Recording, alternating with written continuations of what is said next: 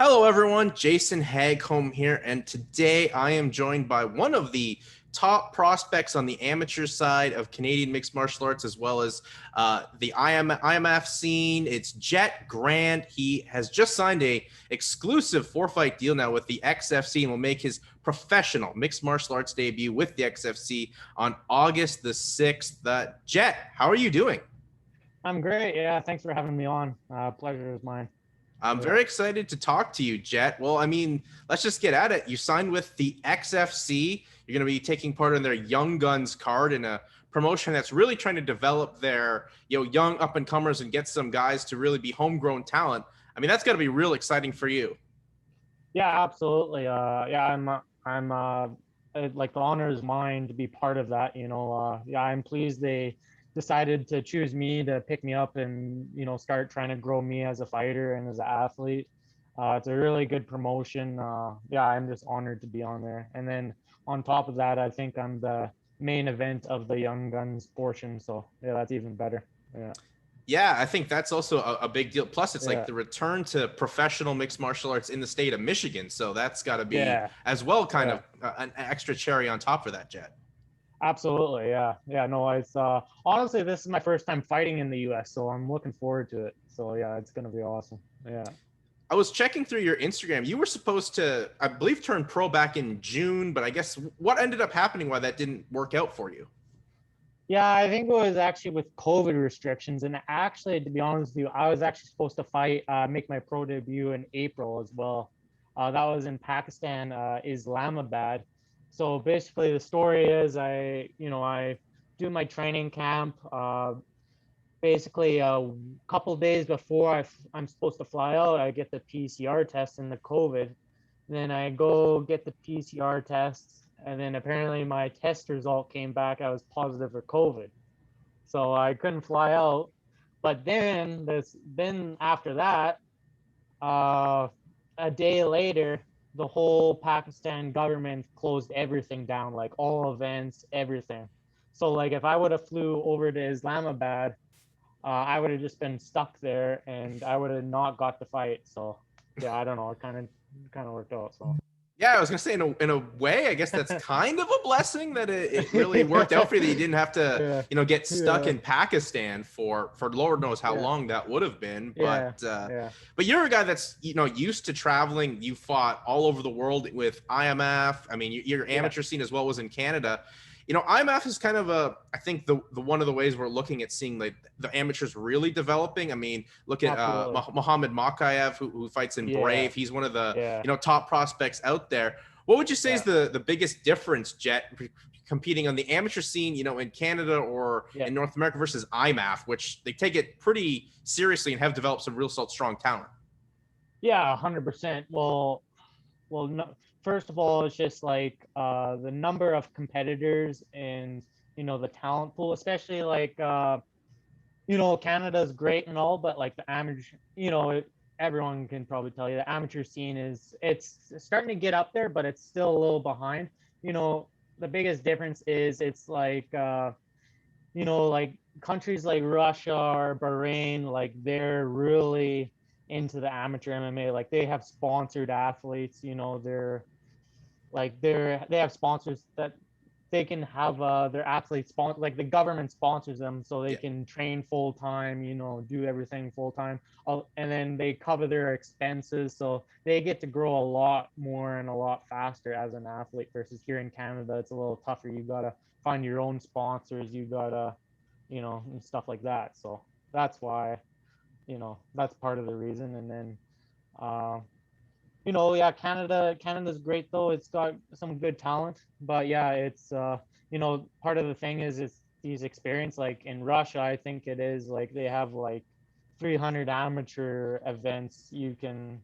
Guys can, so they can just start racking up fights and experience. So yeah, the competition's definitely tougher. And Yeah, that's obviously made you seasoned. I mean, you look at your amateur record, you're yeah, 15-1, and your only loss is because you got injured in the fight. So yeah, it's like no one's ever yeah, finished you or anything yeah, like that. I mean, that's got yeah, to bring you. yeah. So, does that make now turning pro? Is there gonna? You think there's gonna be any different butterflies doing this is pro versus amateur? No, not really. I'm not looking at it. You know, it's slightly different rules. Like the only rules is knees to the head and elbows to the head, but other than that, it's the same thing. You know, the round difference. You know, it's 3x3s, and as an amateur now it's three 5-minute rounds. But yeah, I don't think I'll be more nervous. I think you know, I think I'm gonna absorb it well. Yeah. Yeah, I mean, just people hits different, but I guess when you have that much experience as an amateur and fighting Yeah. at such a high level with IMAF, I Yeah. don't think it would totally affect you. I mean, I guess the only difference now is there's money at stake for you now. Yeah, exactly. Yeah, that's always nice. That's a bonus, you know. Yeah. Well, you're Yeah. fighting Damon Morosko in the main event. I mean, Yeah. this is a guy Yeah. he's making his pro debut as well, 3 and Yeah. 2. Have you seen any tape yet on Damon? And what are you expecting from this? Is a guy that his last couple wins are within a matter of seconds.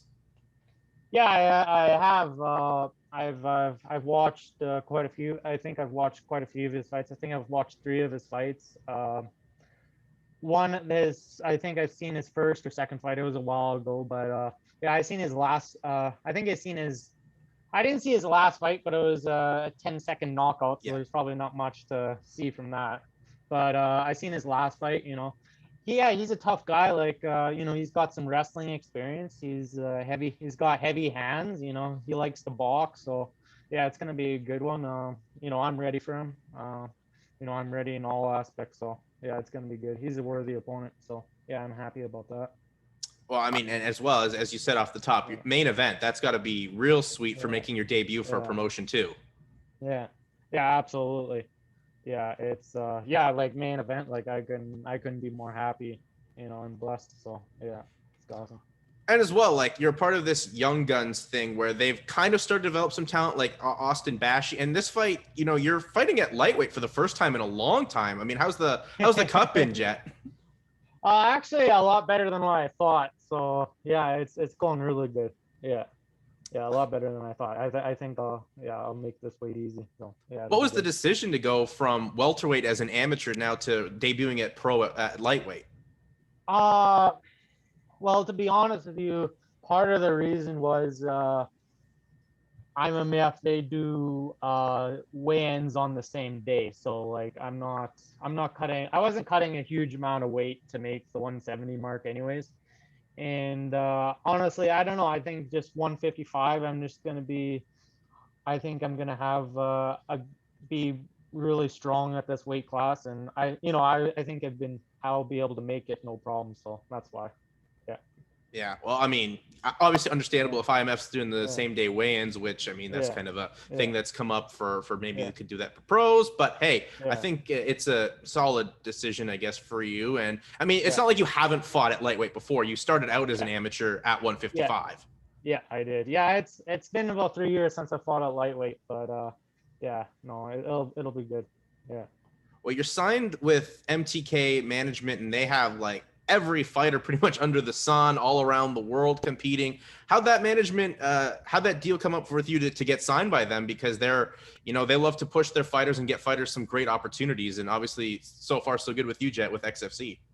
Oh, absolutely. Like yeah, they just approached me on social media. You know, I looked at them. I was like, holy crap, this is like I got approached by other managers and stuff. I was like kind of wary. I was like, you know, like I not to take anything from them, but like I was like, but then when MTK MMA reached out to me, I was like, you know, and then Rizvan, I looked him up. I looked at his credentials. I looked at MTK Global, what fighters they manage.